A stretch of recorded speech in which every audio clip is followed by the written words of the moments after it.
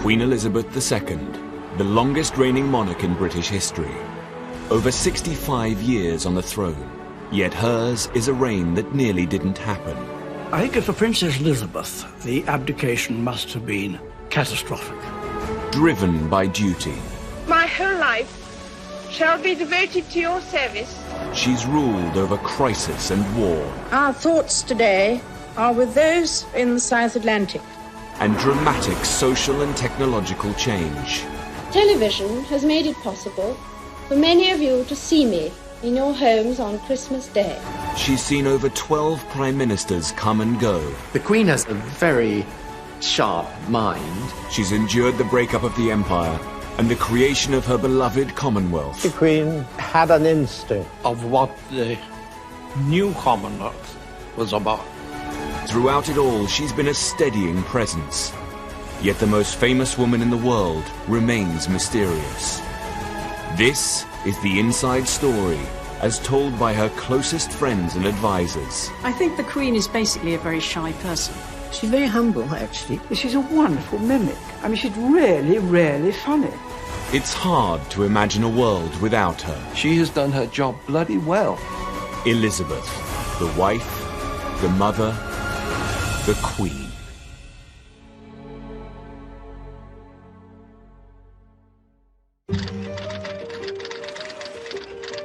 In the late 1950s, prosperity in technology was transforming the world and expanding our horizons. All over Britain, people were embracing new possibilities and moving with the times. Meanwhile, the monarchy seemed stuck in the past. My husband and I... The Queen still moved in an insular world, laden with old-fashioned tradition and formality. She needed to change. People were beginning to question not the monarchy itself, but the way it was presented, the way it was maintained, the form it was taking. And it needed to be sort of brought up to date.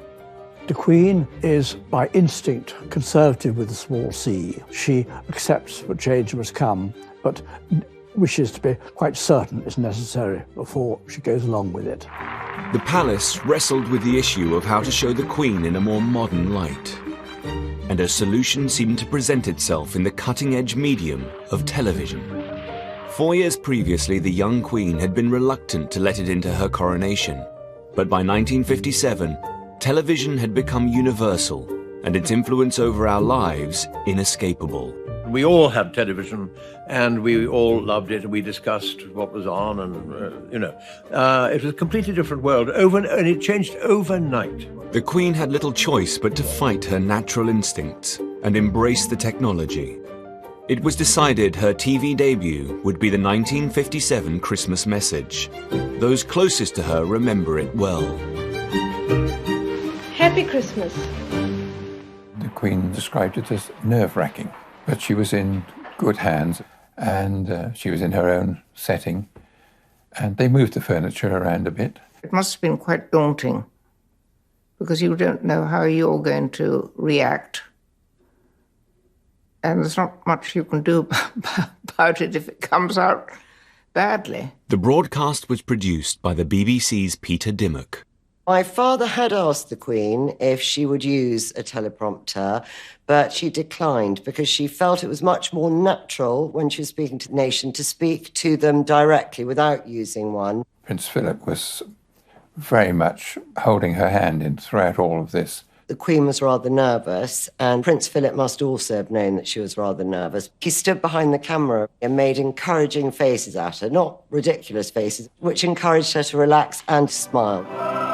The broadcast was transmitted from Sandringham House at 3 o'clock on Christmas Day, 1957.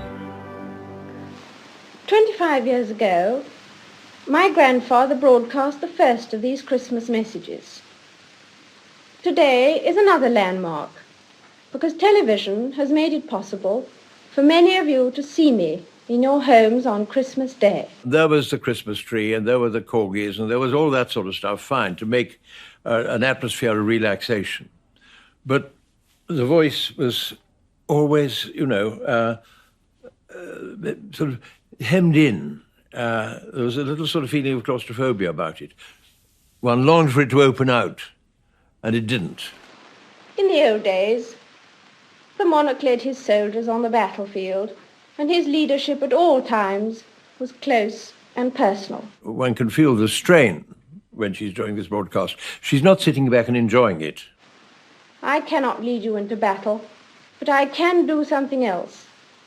I can give you my heart. She'd got an aura of aloofness about her, which I think is probably slight self-defense. She has never found communication with the public easy. It doesn't come naturally to her. She's not a sort of glad hander and a natural chatter up. And so I wish you all, young and old, wherever you may be, all the fun and enjoyment and the peace of a very happy Christmas. Rather than make the Queen appear current, the broadcast had emphasized the feeling that the Queen was remote and out of touch. The palace's plan to show a more modern Queen had backfired. And that wasn't all. In the same year, the Queen's general manner had come under fire in a very pointed magazine article. Personality conveyed by the utterances which are put into her mouth is that of a priggish schoolgirl, captain of the hockey team, a prefect, and a recent candidate for confirmation. The article whipped up a media storm and became national news. The cutting words had been written by Lord Altrincham, a pillar of the establishment. Most of her speeches would greatly benefit from being more natural. All I would like to see is the Queen's own character coming through. The effect will be terrific. The effect at the moment is, frankly, not terrific. The magazine article caused massive outrage from royalists. Lord Altrincham became a figure of hate and was physically attacked on camera. But in society at large, a less deferential attitude towards the monarchy was emerging. If the court is wrong, or if the setup is wrong, or if the functioning of the monarchy is wrong, you have no choice, much as you may dislike having to do it, you have no choice but to criticize the boss. In the 1960s, television was emerging as a powerful tool to reach out to people, but its effect could be unpredictable, especially for a woman who was so naturally shy. It was a lesson the Queen would not forget in a hurry. The 1960s was a defining decade for Britain. It began to free itself from the shackles of conservatism and embraced a new era of individuality and freedom. The stiff and cautious Christmas broadcast had revealed the gulf between Queen and country. Happy Christmas. It was a concern thrown into stark relief by the very modern behaviour of the Queen's younger sister. Princess Margaret and her closest friends seemed to revel in the changing times. Princess Margaret was the height of fashion, the most exciting, glamorous person in the royal family, without doubt. Dazzling person. If she hadn't been a princess, she would have been on stage. We dressed her up as Brunhilde and Mae West. She was a wonderful Mae West. Some of the things she did, rather boring, actually. And so it was a relief for her to let her hair done. The Queen was always more, of course, soberly dressed. She's a very, very serious person.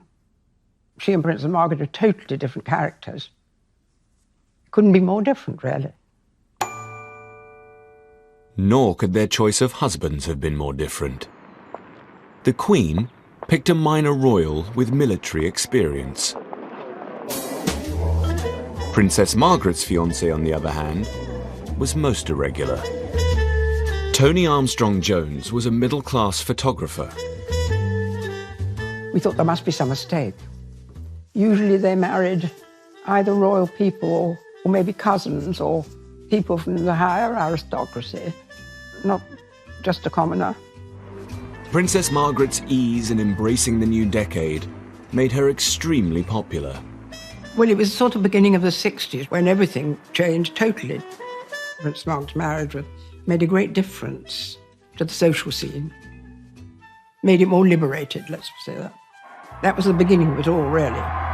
Tony Armstrong-Jones's modernity would prove useful to the Queen in the years to come. But in the early 1960s, Princess Margaret and her husband were a reminder of what Elizabeth could never be.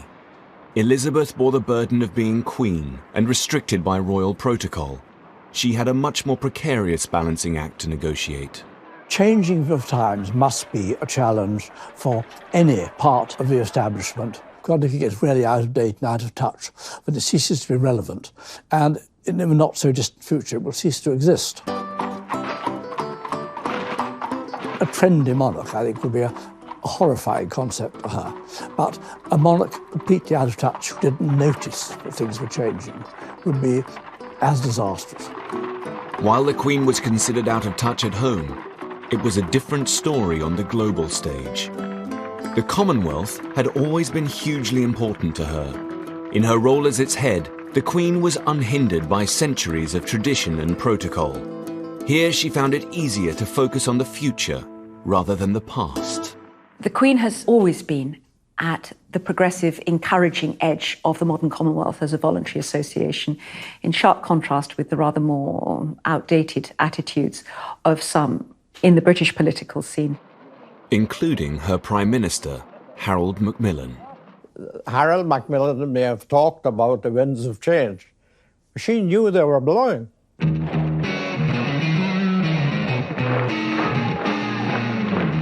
In 1961, the Commonwealth came under threat. The Soviet Union was trying to pick off nations to join their communist cause. And no country was more important to both sides than the leading African and Commonwealth nation of Ghana. There was considerable concern that the Soviet Union might acquire predominant influence in Ghana, which, after all, was seen as, from British perspective, a showcase of successful transition to independence, a strong and vibrant nation under a charismatic leader who had extraordinary influence across Africa. The Queen's priority was to visit Ghana in person. There she could exert her own form of soft power over its leader, President Kwame Nkrumah, to make sure he stayed within her beloved Commonwealth and didn't join the Soviet cause. Sonny Ramphel was Commonwealth Secretary-General. The Queen had an instinct, a real understanding of what the new Commonwealth was about. She wanted to be a real part of the Commonwealth. To do that, you had to be seen, you had to mix, you had to mingle. But just weeks before the Queen's visit, violent opposition and unrest was brewing in Ghana. The Queen was due, and the idea was to prevent her coming and to say that the country was unstable. They resorted to terrorism. The government discussed cancelling the Queen's trip, but she was adamant she must go. Macmillan wrote in his diary at the time, "She is impatient of the attitude towards her to treat her as a woman, a film star or mascot. She has indeed the heart and stomach of a man. She loves her duty and means to be a queen and not a puppet." The Queen's determination forced the government to concede. The whole of Ghana was lit by her coming. On November the 9th, 1961, the Queen arrived in Ghana. 50,000 Ghanaians were at the airport, led by President Nkrumah. There was, of course, the Ghana Army. Put up an impressive parade. It was big. Up to that point, she'd been a mythical figure to me. My father was invited to the reception of the Queen in our regional capital. Look at the biggest crowd he'd ever seen. My father said Kwame Nkrumah himself was carrying the umbrella behind the Queen. This old man there said, yes, now I see what she really is. She's not a chief. She is the chief of chiefs. That's why Nkrumah was carrying the umbrella behind her. I thought he put it very neatly. Nkrumah looked up to her as a superior leader.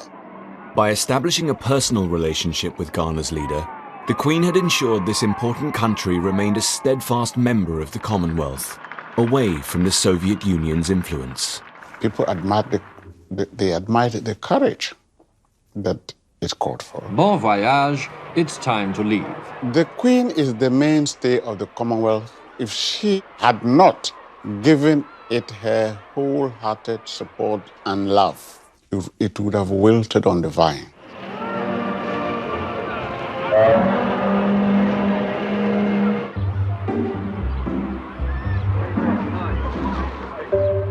Back at home, the Queen found herself ruling a country undergoing its own political upheaval. Throughout her reign, she'd held weekly audiences with her prime ministers, and so far they'd been conservative and aristocratic.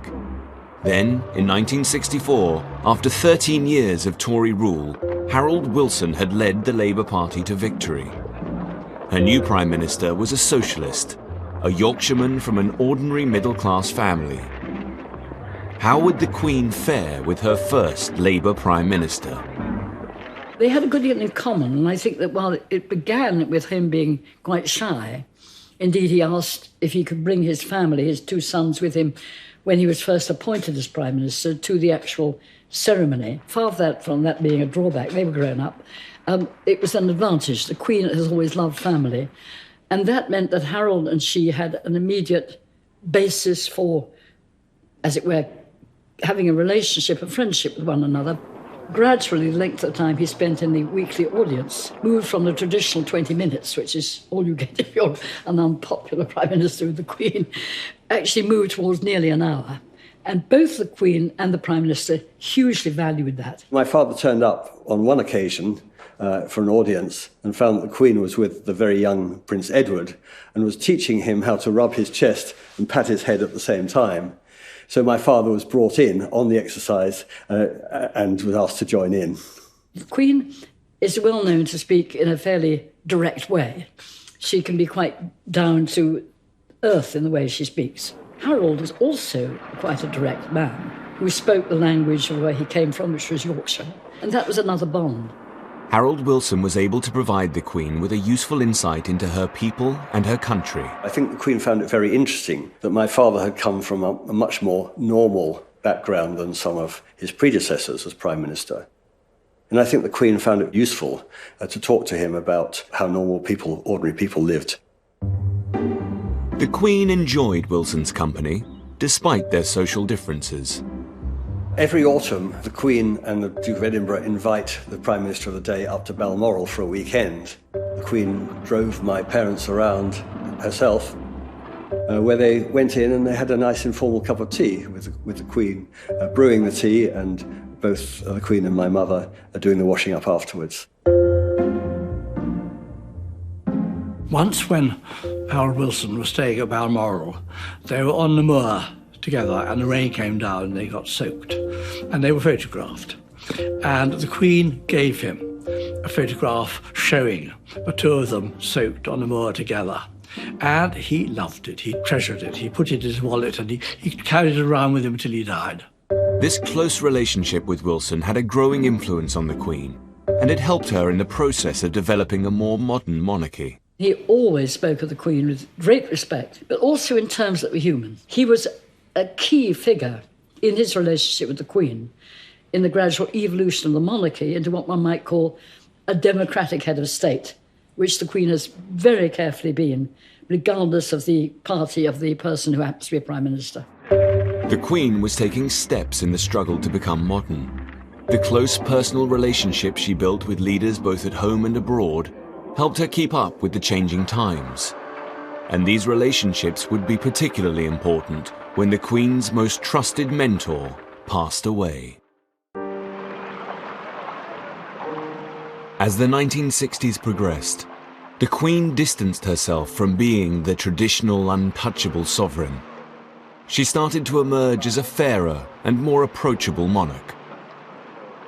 Nowhere was this more evident than at the funeral of wartime hero Sir Winston Churchill. He had been her first Prime Minister, her mentor, and her friend. Winston Leonard Spencer Churchill, Knight of the Garter, Order of Merit, Companion of Honor. The coffin is borne by a bearer party from the Brigade of Guards. With the Royal Air Force escort, it will now be drawn by a Royal Naval gun crew to St. Paul's. Sir Nicholas Soames, Churchill's grandson, was at the funeral. My grandfather unreservedly worshipped. He loved the Queen. He really loved her. He'd been a figure in her life since she was a child, since she was a very small child. All her life, really. And then he was her first Prime Minister. The procession starts when Big Ben strikes 10:15.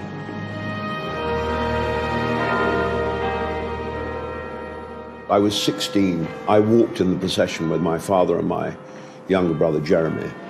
You see the male members of the family walking, small, sad. The Queen was obviously very sad and very moved by his death, and also a tremendous reminder of her father and what they'd been through together in the war. It was the end of an era.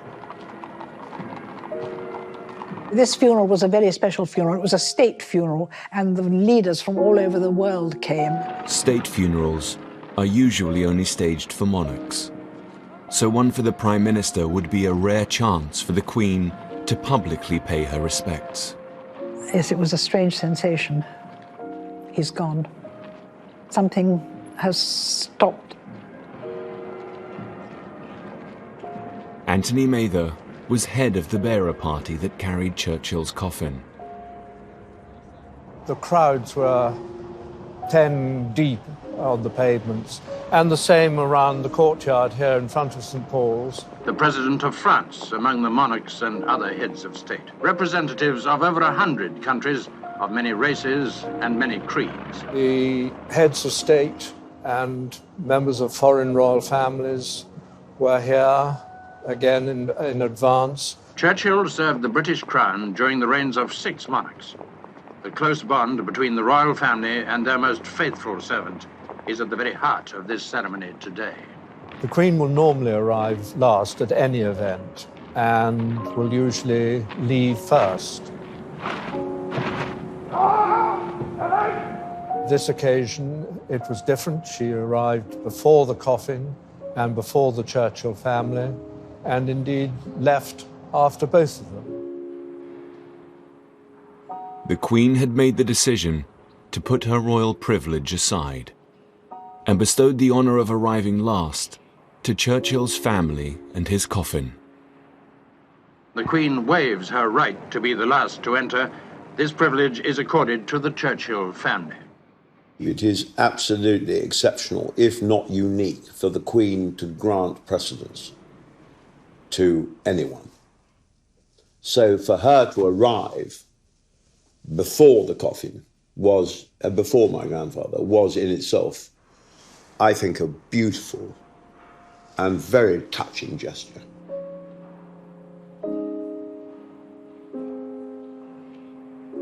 Churchill's funeral had shown the Queen could dispense with royal protocols on special occasions.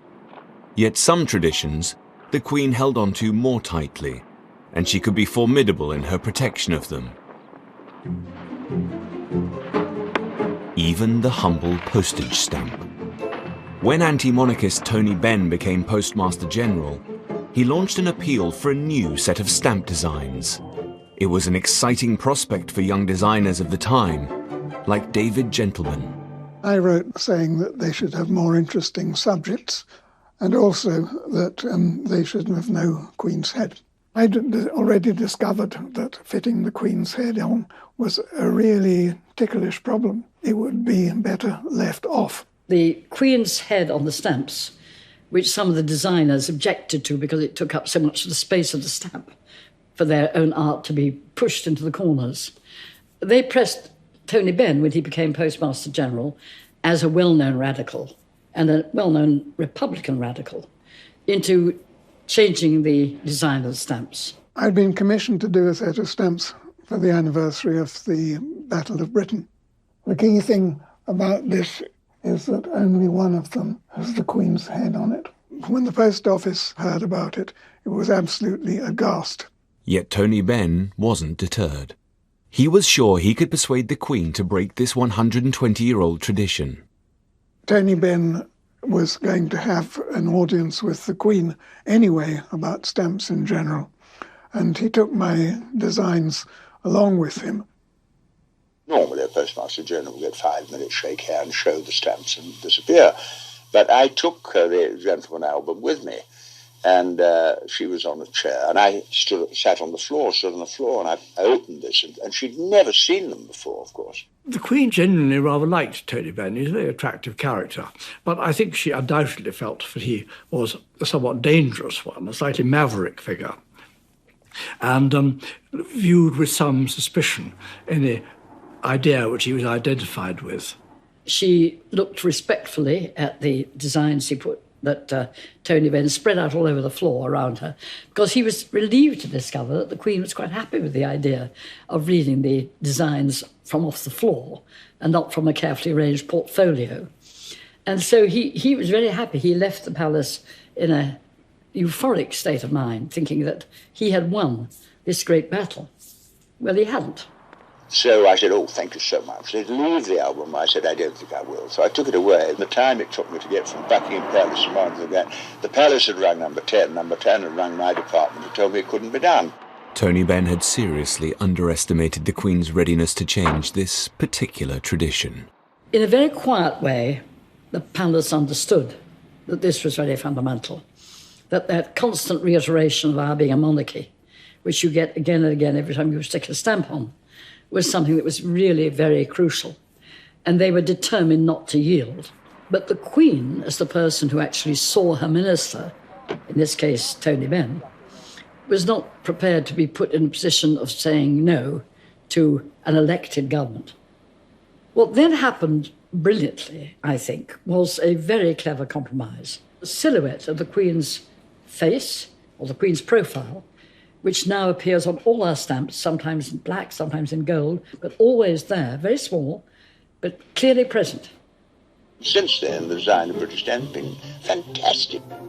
The Queen understood the importance of royal symbols. Yet her role wasn't only symbolic. As an increasingly modern Queen, there were times when a more personal approach was needed. Never more so than during a national disaster. Death is no stranger to the mining communities of Wales. They've had to make a place for it in their philosophy. But a disaster such as this is beyond any limits of experience or acceptance. At 9:15 a.m. on the morning of the 21st of October 1966, the Welsh mining village of Aberfan suffered a terrible tragedy. Then 23 years old, medical student Mansell Aylward was one of the first on the scene. I arrived in Aberfan just before 10 o'clock. All I could see was these huge swathes of what looked like lava. You know, when you see a volcano erupting and there's slow, but not hot, cold stuff coming down the side of the mountain with large stones in the middle. A catastrophic landslide had destroyed the village and engulfed a school. Mansell's own relatives were among those they hoped to find alive. They'd be digging and somebody would blow a whistle or shout and everything would stop. And there'd be silence and we were waiting to see if we could hear anything.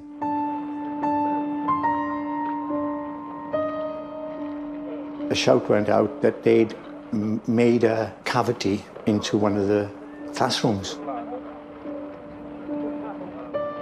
So I got in and we expected, therefore, we will find people who are alive. But when I got in there, that was the thing that affected me for a long, long time afterwards, you know.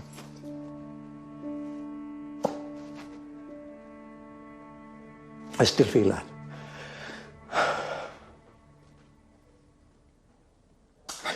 Rows of dead children sitting in their desks. I don't want to go into any great detail because I know the parents of those children are still alive, some of them. And to make matters more emotional, their teacher was in front of them, dead, with his arms out, you know, trying to protect them.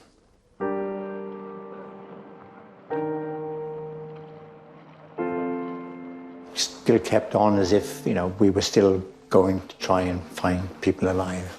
And didn't happen. 116 children and 28 adults died. The whole country was in shock. Prince Philip visited Aberfan the following day, but there was a feeling that the Queen's presence was needed. The Queen's closest advisors and friends remember she had felt incredibly torn. The Queen's motives were absolutely the best. She did not want to go there and distract the attention of those who were still trying to find living children under this awful mudslide. Because nobody doubts how she would be feeling. And if you'd lost a child and she suddenly appeared, you wouldn't appreciate it really, would you? I don't think I would, anyway. The Queen was also struggling to manage her own emotions. She seems in some way to feel things too strongly, as if she'd rather run away from it. If you're Queen, you have to be able to contain yourself. I mean, we can all burst into tears whenever we feel like it, however embarrassing it is, but that's something they simply cannot do. Is that inherent in her nature? Is it something she has cultivated along with the stiff upper lip? We know that she has talked to friends about her words being inadequate in a really tragic situation like that. It must be impossible. I don't know how they do it, frankly, because they have emotions like we all do. It must be very, very hard. 8 days after the disaster, the Queen visited the destroyed village. Mansell's cousin had died in the school, and he had just attended the funeral. She arrived in a car, and the people were just, they weren't lying in the streets in the sense of, they were just there, and the rubble was still there, and the damage was still there. I was very near. She looked very somber and sober. Aloof, perhaps, to some extent. As she moved along, there was this young girl who presented her with flowers. It seemed to me that her demeanour changed. When she saw that little girl and she took the flowers, even though it was perhaps only a matter of seconds, she looked very, very distressed. Aberfan affected the Queen very deeply, I think, when she went there. It was one of the few occasions in which she shed tears in public. I'd only seen films of the Queen, but I'd not seen her, or any member of the royal family really then, show anything at all other than stoic, stiff upper lip. She was as touched as anyone else that I'd seen in those few days.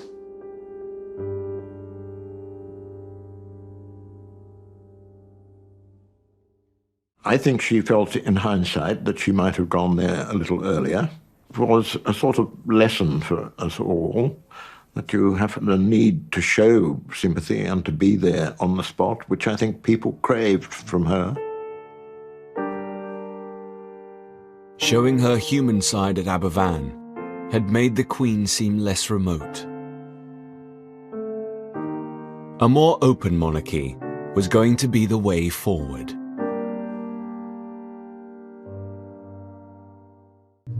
Although the Queen had shown that on occasion she could connect with her people, her public image still remained largely formal and conservative. It was an impression her advisors became determined to change. And by the late 1960s, it became clear to most of them that their most powerful tool would be the press.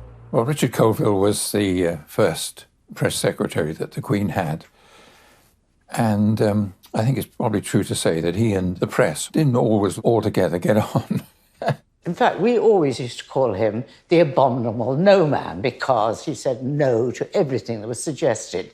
He saw his job, I think, as keeping the media at bay a bit on behalf of the Queen. This was not really good at a time when things were changing in society. The monarchy's like justice. It's not only got to be done, it's to be seen to be done. In 1968, the Queen replaced Commander Colville with an Australian, William Heseltine, a risk-taker who would transform the Queen's image. Well, thank you very much. That's a flattering sort of thing to say. I was a little bit more sympathetic to the media and their wish to know a little bit more about the Queen and Prince Philip as people. It was certainly my own feeling that there was room to move a little bit more towards the idea of access and the presentation of the Queen and members of her family as warm, human beings. Heseltine proposed the Queen be subject of an observational documentary. It was considered a radical idea. For the first time ever, the private life of the sovereign would be documented and shared with the country. Do you wish we ever let the puppies out in the snow? Yes, try. Yes, try. We must. Mummy, my puppy. Well, we'll see if she's allowed out in the snow. Cameraman Peter Bartlett filmed the off-duty Queen and her family for almost a year. Right from the start, there were absolutely no restrictions. Nobody ever told me to say, that's you're too close, come away, don't stand there, don't do this. Jump! Jump! She got used to me being around with a camera much quicker than she got used to the idea of there being a live microphone. Up until then, everything that the Queen spoke was scripted. Have their big ears and their big paws. There's a lovely big tubby lad, this. Except you are making it a fair old mess of my jacket. Aren't you, Brie? I don't think Prince Philip liked it very much. He approved in theory of the project, but when it came to the actual experience of having these people about him, he was a little impatient about it. But the Queen was wonderful about it. We filmed all sorts of things. One of them was the Queen taking Prince Edward into the village in Balmoral to buy an ice cream. We got into the shop, got the ice cream, but the Queen doesn't carry any money. And I'm here to tell you, she still owes me £0.50. These were real, living, breathing human beings, and they were a family. And that's something we saw time and time and time again. It was one of the most fascinating things I've ever done. It showed that they were not only nice people, they were not very different from ordinary people. It was a great success for the public, and really things after that could not go back to what they had been.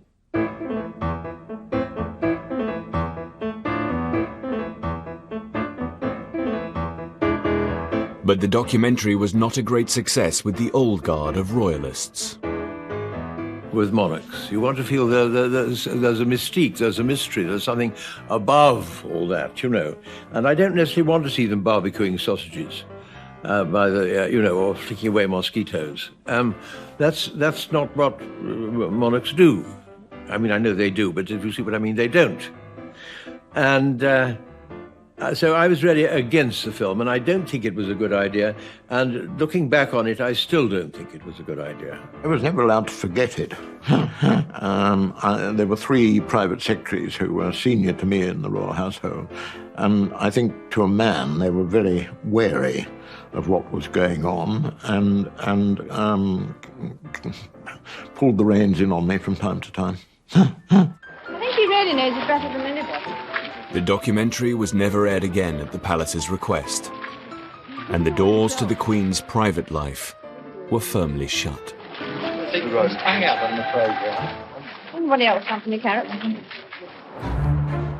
Later that same year, Elizabeth would try a different approach, one which would ensure a more accessible Queen, but retain an element of mystique, a style that embraced modernity, but didn't dispose of all royal tradition. And it would be put to the test during Prince Charles's investiture.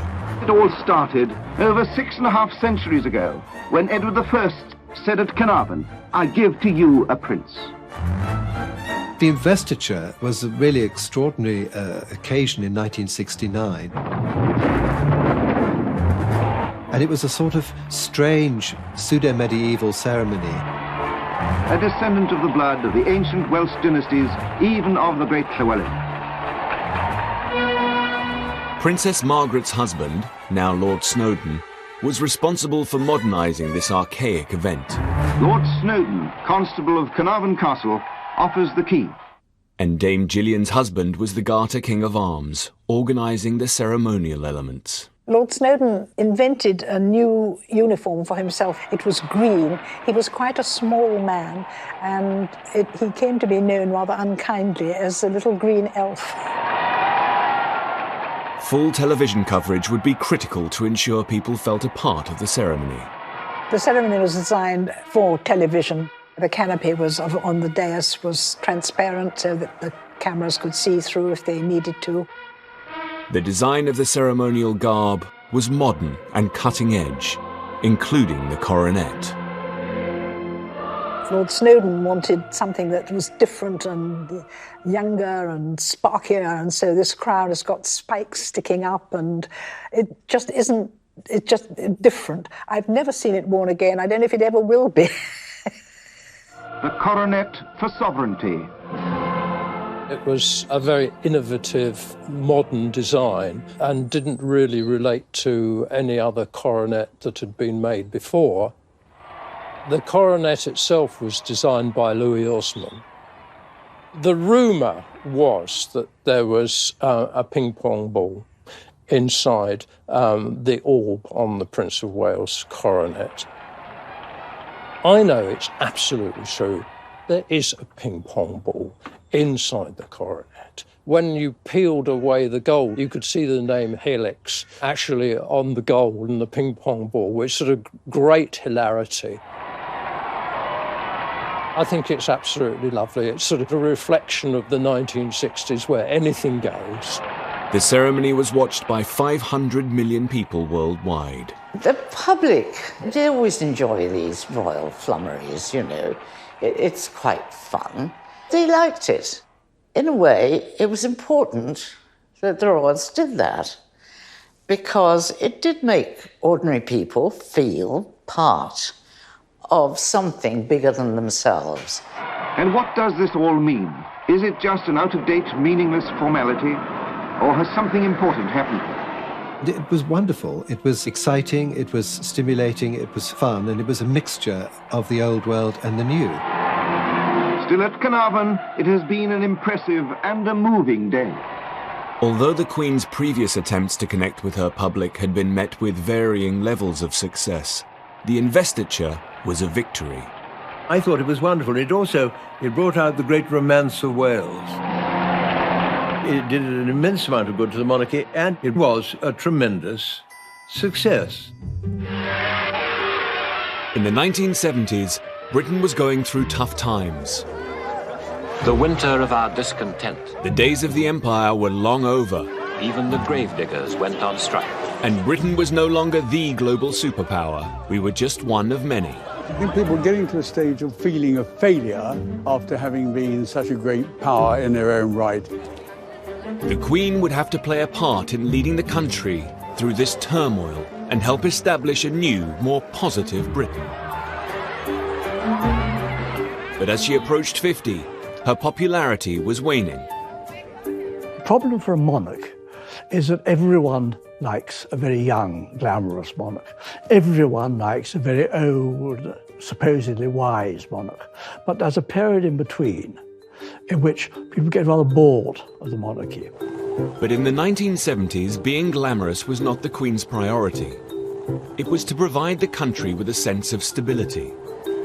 She would start in 1972 by showing her support for Britain's entry into the European community with a visit to France. From Paris, it was en temps cordial all the way of the state visit by Her Majesty the Queen and Duke of Edinburgh. With the European Common Market just around the corner, the tour should cement our trade and friendship even more. Yet throughout her 5-day visit to Paris, the Queen had another, more personal matter on her mind.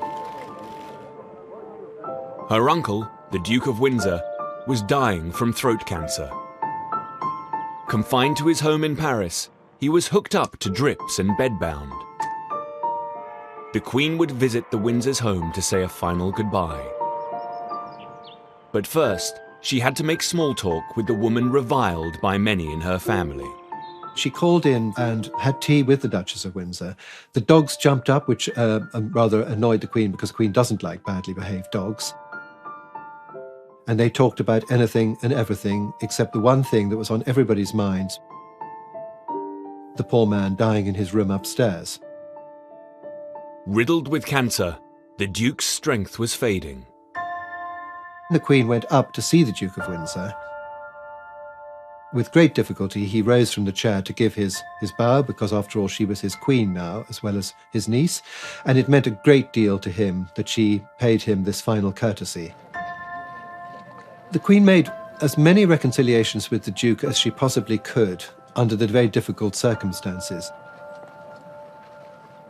10 days after the Queen's visit, the man who almost destroyed the monarchy died. It was the end of one of the most difficult chapters in royal history. The Duke's body was flown back to Britain. In a special RAF flight from France, a VC-10 brings the Duke of Windsor's body. 2 days later, Wallis, the Duchess of Windsor, arrived in a frail state in London for the funeral. Her presence would have to be managed with extreme care. The American divorcee had been the reason the Duke had abdicated 36 years ago, leaving the Queen's ill-prepared father to take over as king. Elizabeth's mother had never forgiven either the Duke or the Duchess. There was always going to be a bit of ill feeling, I think, as Queen Elizabeth, the Queen Mother, was concerned. It suited her very well, I think, to consider that the Duchess of Windsor had sort of stolen the king and that she was a very evil woman. Overcome with grief and all alone, the Duchess was in a fragile state, and the Queen stepped in to ease the situation. It wasn't, of course, easy because they didn't really know her, and the Duchess was very nervous of the whole business of coming over. She was so kind, the Queen. She is so kind. She looked after her and had her stay with her at Buckingham Palace and made sure that she was happy and comfortable and had the food she wanted and things like that. Hugo Vickers was amongst the mourners at the Duke's funeral, where the Duchess was extremely distressed. The Queen was very solicitous to the Duchess and helped her find her place in the hymn book and so forth, and generally looked after her during the service. She made it as easy as possible. More than that, the Queen soothed all tensions and brought her mother and the Duchess together. When the Duke of Windsor was being buried, the royal family went down with the Duchess of Windsor, and Queen Mother came as well. She wasn't meant to originally, but she decided to come, which was a huge, huge reconciliation. The Queen went even further and asked the Duchess for her final wish. After he'd been put into his grave, the Queen asked, which side of him do you want to be buried on? On one side of the grave, there is a plane tree, and the Duchess thought, well, I was always rather in his shadow during my lifetime, so that would be the side for me. Also, she used to collect the leaves of the plane tree which used to fall in her garden and place them on her dressing table. And she thought, well, no one's ever going to put flowers on my grave. So it would be nice if the leaves of the plane tree fell onto my grave. And that's the side she was buried on in 1986. The Queen had helped heal a wound that had festered in her family for decades. And this ability to lead the way through turmoil and strife would be tested over and over again throughout the 1970s.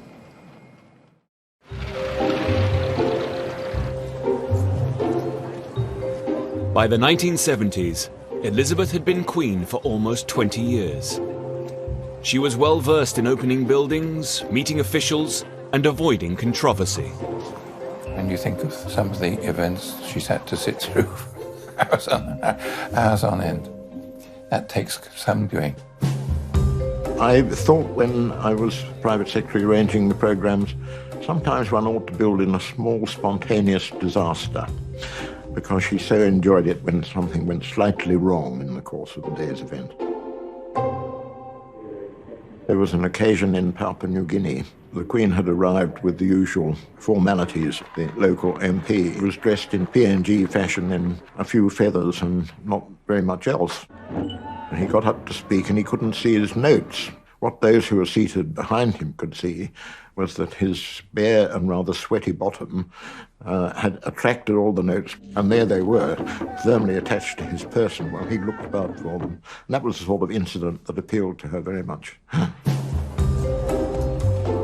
Back in Britain, the Queen had a lot more to worry about than the odd mishap by a foreign dignitary. And whilst she navigated her way through this difficult decade with care, her husband was, unfortunately, less cautious. Queen Elizabeth has not had a pay raise for nearly 18 years. Is that creating an awkward situation, sir? Very. You're going to the Red Levy next year. I should probably have to give up photo finish as easy as I go. Poor old Prince Philip. He knows what he's doing. He's not stupid. But there is something in him which simply can't resist saying something outrageous. I think it was one of Prince Philip's throwaway remarks to stress the Queen, probably more than any other suggestion could have done. Somebody's got to do the job.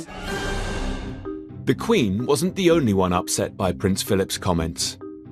His reference to royal hardship was met by public furore.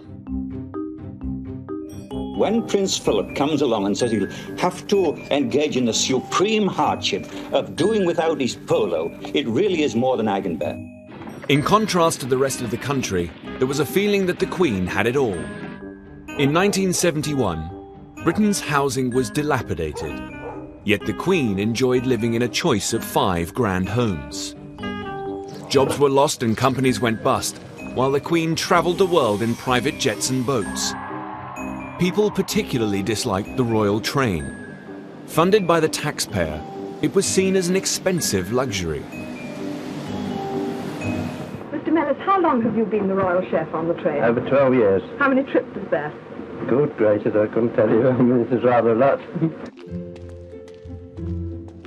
Nick Edwards shows us around the Queen's carriage, which she used until 1977. He's in charge of maintaining the royal train's high standards to this day. One of the last things I do before we get to the departure station is to make sure the train's been dressed properly. The Duke of Edinburgh is an old W.H. Smith road atlas to see where he's travelling on the train. And finally we make sure the temperature's okay. The Queen likes it quite high, and the Duke of Edinburgh likes it a bit slightly lower, and the Prince of Wales likes it very cold. The Queen's old carriage was both comfortable and functional. So we go into the coach, make sure the sleeping and bathing accommodation is set up. This will be the only time that we go into the Queen's accommodation, just to make sure it's done correctly. Hot water bottles, fans, etc. Into the bathroom accommodation, toiletries, making sure everything's clean and tidy, anything that's required, tissues, etc. The royal train was the Queen's favourite way to travel around Britain. She liked not being in too much of a hurry. And of course, if you're on the train, nobody can get at you. And for those close to her, it was an extraordinary experience. One of my own experiences of travelling on the royal train was of actually having my first and only bath on a moving train. So there's a confession.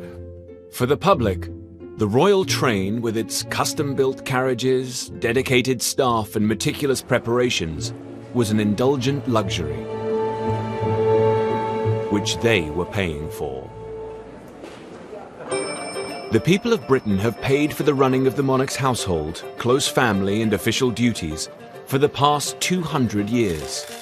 This money is called the civil list and is set at the beginning of the monarch's reign. In 1952, Parliament decided that Her Majesty should have a sum of £475,000. Since then, the cost of living index has indicated a huge increase in all costs. By the 1970s, the Queen was struggling. The civil list had been hit hard by inflation. The cost of everything in the country in those 20 years had gone up enormously. By 1971, the Queen's finances had reached crisis point. And to continue in her role as head of state, she reluctantly went to Parliament to ask for an increase to the civil list. Neither the palace nor the government liked going back to Parliament for more money for the civil list. It didn't go down well. A cross-party select committee was set up to look into the matter. Well, it was a political hot potato. It was a thing that needed to be shepherded through quite gently. Some MPs were appalled and described the request as the most insensitive and brazen pay claim made in the last 200 years. There ought to be a cost-benefit analysis of the royal family expenditure on income. Since a civil list was a civil list, it's always been for the duration of the reign, however long. Thank you both very much. The inquiry would become the biggest investigation into the value of the monarchy of the Queen's entire reign. A 264-page report was compiled. The public needed to be convinced that this wasn't just a pay rise to the Queen. It was money that was spent on public duties that the Queen performed in the national interest and not private fripperies. And so, without any fuss or bother, the palace showed them the books, as it were. How much was spent on entertaining visiting heads of state? How much was spent on travelling around Britain? All the sorts of things that you see being done. Everyday expenses, you might say, absolutely essential. Including £1,455 on newspapers and £7,217 on laundry. There had never been such detailed exposure of the way in which money provided under the civil list was used. This really was a groundbreaking exercise. After 6 months of deliberation, Parliament agreed to increase the civil list to £980,000. But not before questioning whether the Queen's mother, husband, daughter, cousin and sister also gave value for money. One person in particular was hotly debated. Some people criticised Princess Margaret and felt that the money that, taxpayers' money that went, was more than was necessary for her public duties. The suggestion that Margaret stop receiving funds sent shockwaves through the family. The idea of Princess Margaret, say, the Queen's own sister, getting struck off the civil list was certainly totally unacceptable to the Queen, and a Louis XIV moment when she just stamped her foot and said, "Margaret's my sister." No, the Queen stuck by her. The Queen won this battle, and Margaret remained on the civil list. Elizabeth was fiercely protective of her younger sister. And that protective attitude was about to be called on again, when Margaret became the prime target of the press. In the 60s, the readers would want total respect and gushiness about how radiant the Queen was looking. And the only thing that the press secretary did was hand out descriptions of what the Queen was wearing, as if we were blind. But by the 1970s, the old respectful relationship between the newspapers and the royal family was over. The hard times of the early 70s extended to Fleet Street. The newspapers were fighting each other for survival. It was dog eat dog, and into this situation comes Rupert Murdoch. Murdoch had bought the Sun newspaper and led the way in setting the tone of the new style of tabloid press. Murdoch, of course, changed everything. And one of the things that he specialised in was being cheeky to the royals. And everybody loves gossip. He just saw how royal stories could sell newspapers, just as he exposed women on page 3 in other parts of the paper. He took to exposing the royal family in another way. The new hunger for scandal and gossip served only to exacerbate a difficult situation in Princess Margaret's private life. 10 years after she had married photographer Lord Snowdon, their relationship was on the rocks, and Fleet Street was awash with tales of extramarital affairs.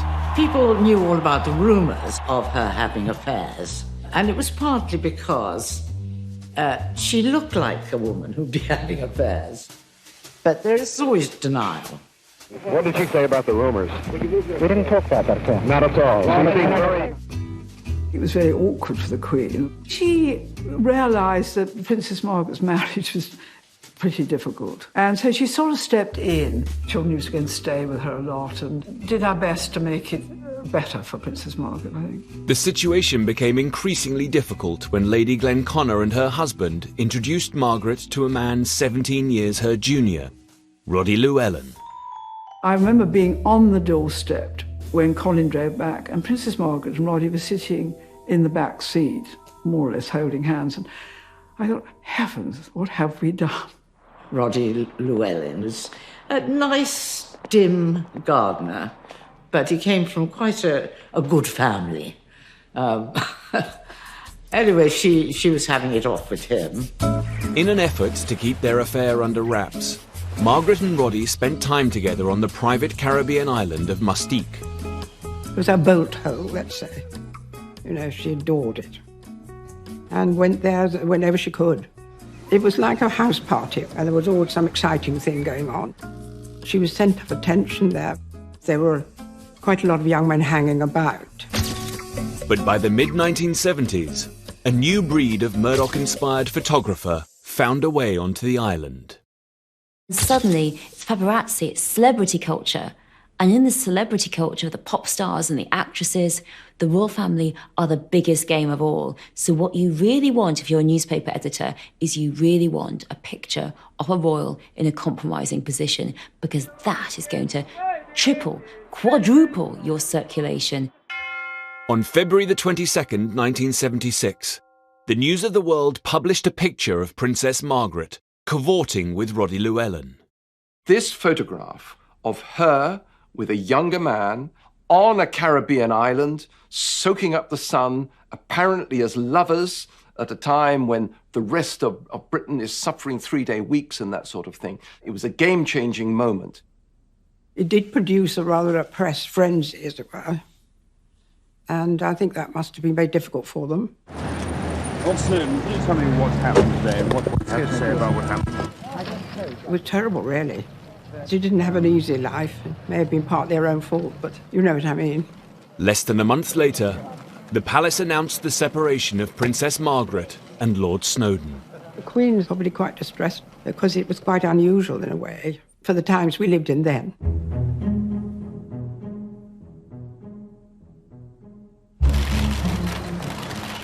Princess Margaret's love life had been a matter of distress for the royal family right back to the 50s. The royals did not get divorced. The royals were perfect. The royals didn't have marital problems. They were the fairy tale. That was the idea. And affairs and divorces and being exposed, scandal in the newspapers, it pretty much brought them down to everyone else's level. The fact that there was a divorce did change a lot of things, because if you remember, people who were divorced weren't allowed to, go to the garden party. They weren't allowed into various bits of royal ascot. You weren't allowed as a divorcee near the royals. Well, of course, when the Queen's sister divorces, so they had to forget about all that. It changed a lot of protocol. Divorce from the early years has been the bugbear of the Queen's reign, from the abdication through Margaret. Yet the Queen was torn. Margaret's happiness was also very important to her. It was difficult with the Queen, and I felt rather guilty always, having introduced Roddy to Princess Margaret. But after Princess Margaret's funeral, the Queen, she said, I would just like to say, Anna, it was rather difficult moments, but I thank you so much introducing Princess Margaret to Roddy, because he made her really happy. Margaret's love life shattered the image of a stable and loyal royal family. And that, combined with the outcry over the Queen's finances, was making this the Queen's rockiest decade yet. In the 1970s, Britain was in desperate need of stability, which the monarchy was struggling to provide. Now, as the decade progressed, Queen Elizabeth turned her mind to offering the country a more certain future, and she hoped that her heir, Prince Charles, could help. The solution that the royals, that the politicians, that the courtiers have to all the royal problems, to all the problems of the 70s, is that Charles needs to get married. And this is about stability, it's about keeping the generations going. Well, Prince Charles had made himself a bit of a hostage to fortune because he had speculated that about 30 would be quite a good time to be getting married. The Queen was anxious about who he was going to marry. And so the search began to find Charles a suitable wife. The Queen's concern, any mother's concern, is that they're going to pick somebody who's going to make them happy or to make each other happy. Yet Elizabeth wasn't only a mother. She was the Queen. She would want the future king to show restraint and not develop the womanizing reputation that had dogged both her uncle and great-grandfather. What the Queen feared most of all is Charles getting a reputation as a man about town, a playboy, lots of girlfriends, having girls, not settling down. Because everyone knew that the prince was incredibly sought after. He was very marriageable. Any amount of girls would be keen to go out with him. It wasn't always easy for Charles. Partly because his great-uncle and mentor was very specific about the kind of woman Charles should be courting. Lord Mountbatten was a very mischievous man. He would set up plots to get Charles to marry who Lord Mountbatten wanted. He did have this problem that she had to be a virgin. You couldn't have the next Princess of Wales to have had any sexual experience whatsoever. And I said to Mountbatten, "You're mad. This is the 70s. There cannot be a virgin in the land." Honestly, I mean, are you going to have tests? The palace fear was that if she wasn't a virgin, there would be forever scores of ex-lovers, coming out, and generally making it all rather sad and tacky. And virginity wasn't the only problem in finding Charles a wife. Some suitable girls, they didn't want to be queen. They had an experience of life as Charles's girlfriend, being followed by the press, their outfits being talked about, their appearance being criticised, and they thought, actually, I don't want this for myself. I'm buying my own lunch. The new media had created an insatiable hunger for gossip, and interest in Prince Charles's love life became a global phenomenon. Almost every working day of the 5 years I was at the palace, we had a call from somebody asking us who is Prince Charles going to marry, telling us would we comment on so-and-so. There was this absolutely unending interest. There's obviously going to be particular attention to the heir to the throne. Wherever he went, whatever he did, there's going to be a camera or somebody to pick up something he might have said, or going to somebody, did he say this? There's always a picture of him. And even in Australia, when he came out of the sea, there was a girl chasing him and trying to kiss him. It never stopped. Much to the palace's disappointment, the 1970s came and went without even an engagement. Not least because Charles was prone to falling for women that he legally could not wed. He said to the Queen Mother one day, he said, "You know, Granny, it's awful. I keep falling in love with Roman Catholics." and she said, "Oh, darling, do be careful."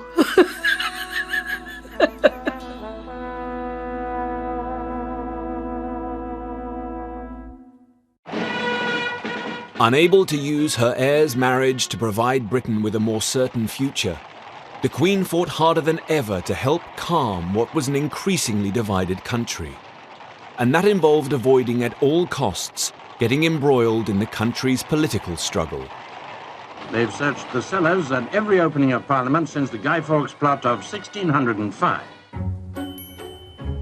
Keeping the Queen out of politics in the 1970s was a job undertaken by Martin Chartres, her private secretary.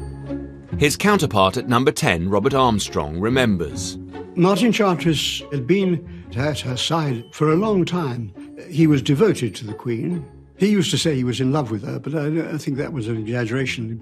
But he was clearly very fond of her, and I think she had a trust in him and an affection for him, which was probably unique. We had become really very good friends. Each of us understood what our role was, protecting the Queen's interest, trying to make sure that she was not drawn in politically. The risk was that she might be called on to use her reserve powers, which allowed her to personally dissolve Parliament and appoint prime ministers. But it's the form of power, rather like a nuclear weapon, that never, ever do you really want to use it. The Queen preferred to avoid making political decisions and instead followed the recommendations of her prime ministers and the democratic will of her people. And that gives her the opportunity of separating in the public view, of not getting involved, if you want, in the Parliament's debate of the day. In the back of her mind was the knowledge that her ancestors had once overstepped the mark and suffered the consequences. The Queen is the first to know that while she reigns, she doesn't rule. The moment any sovereign started to try and throw his or her weight about in that sense, that would be the end of the monarchy. The Queen's insistence on political impartiality was fundamental to the popularity and survival of the monarchy in Britain. In delivering her gracious speech from the throne, the Queen is taking no part in politics. The speech is prepared for her by the incoming government. Yet in Australia, where she was also Queen, her representative did use the Crown's power to intervene in politics. This very nearly brought the Queen's sovereignty of Australia to a dramatic end. I knew it was a coup. It really was a coup. The most dramatic and lethal event in Australia's political history. In 1975, Australia faced a constitutional crisis. Never seen you fellas up so early. There was a political deadlock in its two houses of parliament. Seriously expect Mr. Whitlam to give ground on this today. Well, we'll find out, won't we? Government funds for all public services had been blocked. With neither house prepared to surrender, the country was being held to ransom. It was over policy, it was over politics, it was over culture, and it was over the sort of country Australia was to be. This was a really intense moment of confrontation, if you like, between the old Australia and the new Australia. While politicians battled to find a way out of the mess, Governor-General John Kerr, the Queen's representative in Australia, was losing faith in the Prime Minister, Gough Whitlam. Kerr hatched a bold and audacious intervention. Sir John Kerr certainly was an egotist. In my view, he had trouble written all over him. And I personally would never have appointed him to be Governor-General.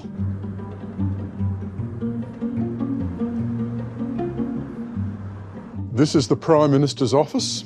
Mid-morning on the 11th of November 1975, Gough Whitlam, sitting at that desk, rang Government House, spoke to the Governor-General, Sir John Kerr, informed the Governor-General that he wanted an appointment to resolve the crisis. Meanwhile, on the other side of the lake, at Government House, Kerr's plans have reached a very advanced stage to sack the Prime Minister. The documents are all being prepared. This is a constitutional ambush. I was with Gough Whitlam and Kerr the last time they saw each other in a happy way, and they were having a great old time, guffawing and laughing. There was no warning for Whitlam. Kerr broke all the conventions. Whitlam goes to Government House.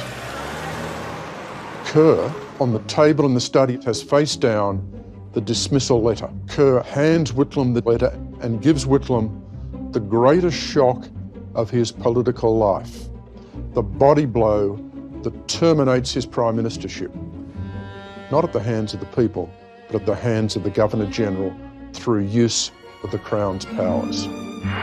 Kerr had personally sacked Whitlam and appointed a man he believed could solve the crisis, opposition leader Malcolm Fraser. It was as unthinkable as the Queen firing the British Prime Minister on the spot. Paul Keating was the youngest member of Gough Whitlam's cabinet at the time. And I said to Whitlam, we should lock Kerr up.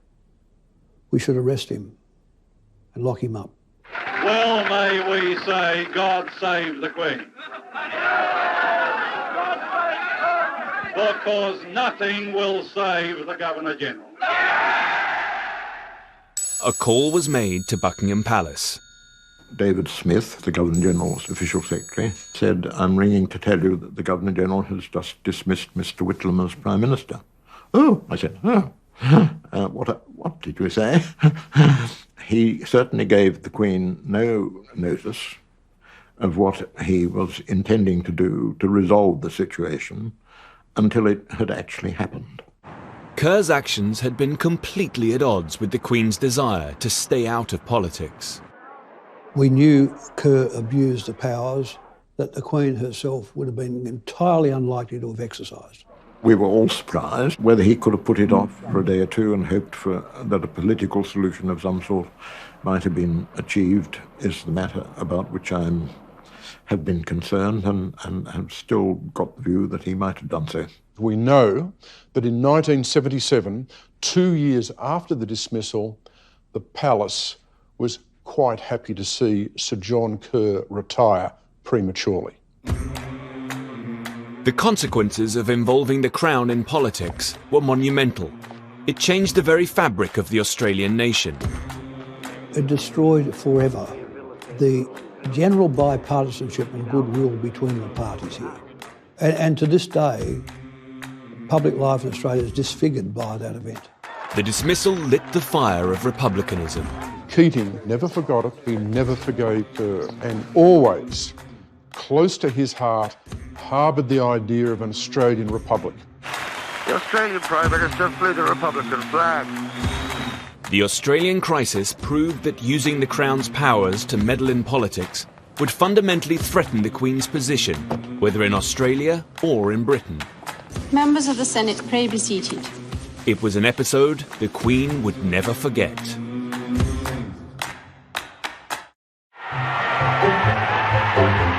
The golden day for the Silver Jubilee. In 1935, the Queen's grandfather, George V, had enjoyed a jubilant year celebrating the 25th anniversary of his reign. But in 1975, as Elizabeth approached her own Silver Jubilee, Britain was still in the midst of a recession. This was not a time for lavish festivity. The feeling was that the Queen's reign should be marked by a single day of modest ritual. The Queen herself was very anxious there should not be any undue expenditure on it. Jim Callaghan, who was the Prime Minister at the time, took the same view that, of course, there had to be some marking of it, some celebration of it, but not at too great an expense. Then in 1975, the Evening Standard published a letter that turned the tide. It called for a Royal Jubilee Festival full of fun, froth and splendour, and received 250 letters of support. It's a marvellous letter, saying in practice that, despite everything, aren't we fortunate in having a Queen and what the royal family means to this country and our history and what we should be proud of and so on and so forth. And that really sort of got people really sort of talking as to whether we might try to have a crack at putting it together. The Silver Jubilee could be an opportunity to get Britain out of the doldrums, bring people together and unite them across their differences. 2 days later it was official. The country was going to celebrate, but not at the cost of the taxpayer. Lord Stirling was put in charge of persuading private investors to foot the bill. In those days, many of our biggest companies were headed by people who'd served in the last war and had a great feeling, obviously, for the defence of the realm and indeed, of course, for the role of the Queen. So the head of a company would sort of say immediately on the phone, great idea, we're behind you, with pleasure, and we'll send you over a cheque. Within about 48 hours, I realised I was on a home run. With the funds secured, the Jubilee Committee spent the next 2 years planning what would be the greatest celebration of the Queen's reign. And there, in letters of fire, E to R. On the 6th of June 1977, Elizabeth braved the elements and officially launched her Silver Jubilee, lighting the first of over 100 beacons that blazed across the country. The bonfires were a way of bringing the whole country together bit by bit by bit, with the Queen right at the centre of it. The beacons were followed by extravagant firework displays, concerts and parades. The Queen was absolutely stunned, amazed by the reception that she got throughout the country, England, Scotland, Wales, Northern Ireland. She said that she had no idea that this would happen. When she smiles, it's extraordinary. She has a most amazing smile, which lifts everybody. But the real success of the Jubilee lay in the 12,000 street parties held across the country.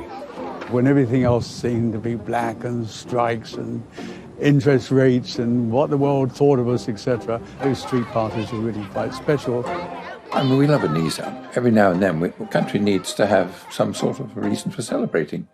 Street parties were thrown even in the more divided communities. In 1977, Anjula Devi and her family lived on Northcote Avenue in Southall, London. We were the only Indians on the street, and it was very bizarre, a little bit frightening. We did feel a little bit isolated. Mostly we stayed in the back garden, hardly ever played in the front garden. The local community was planning a Silver Jubilee street party, but the Devi family had not been invited. On the morning, Dad decided that we were going to be involved because he loved the Queen. He really did. In fact, he had pictures of the Queen. I clearly was horrified when he told me he wanted to make aloo parota, which is a layered bread stuffed with creamy mashed potato. I wanted to have ice gems and sun-blessed bread like everybody else and fit in. Go! And then we came out with these huge flat griddle pans, if you like, and started cooking these parathas. And I just thought, no one's going to eat these, Dad. Slowly, people started to trickle over to see what was going on because they could smell something different. People started to queue up, waiting for this food. And, you know, we started to see smiles on people's faces. And then I actually quietly smiled back because I was thinking, hey, I think I could make some friends here, you know. In this small part of West London, the Silver Jubilee broke down the barriers that had once divided the community. It brought people together who before never even stepped into our front garden and never even really spoke to us. We became a community after Queen's Jubilee. All the children started to play together. And certainly to this day, it's remarkable that the children are actually my brother's best friends now. That says a lot, doesn't it? So it changed things, and that's thanks to the Queen. Queen stepped onto Scottish soil to begin her tour. For a whole year, the Queen attended official celebrations up and down the country and across the Commonwealth. The Queen obviously loves it all, the excitement, the feeling of contact. The Queen's always surprised at the amount of adulation she gets on these occasions. I really think she genuinely is. Because she's very humble, actually. She doesn't expect it. The square is as large as several football pitches, but it seemed all the space was needed for the enormous throng that wanted to see the Queen. The universal affection, the love that was shown to her, it was palpable, it was real. At times it was very, very moving. It was a very tough time, and the Queen's Silver Jubilee really cheered people up. It was wonderful to see that people really love her, but my goodness, she's earned it. The Silver Jubilee wasn't just about having fun. It had a profound effect on the country's consciousness. These were very difficult times, and uncertainty, and people rethinking of what life's about and what are we as a country. The one steady aspect, like a light, through all that fog in that period of time, was the monarchy, and the Queen in particular. It had a steadiness which the rest of the country didn't seem to have at that stage. It set the scene, the Jubilee, for people to be able to rethink and regain confidence again for the way forward. A day of happiness and success for the Queen. A day for Britain to forget her problems for a while and perhaps look at them differently tomorrow. It was nearing the end of an extremely hard decade for the Queen. But it ended with hope, with the coming together of her people with a common cause. Next time, the Queen and the monarchy are riding high. There's the fairy tale wedding of her son, Prince Charles. The Queen was delighted because, I mean, you know, he wasn't all that young, Prince Charles. The Queen had never been so popular until an ill-advised TV project in 1987 threatened to bring the good times to an end. I tried to persuade the Queen that it was such a bad idea that she ought to call it off. What did you think of it? This did more damage, I think, than almost anything that happened in my time. Thanks.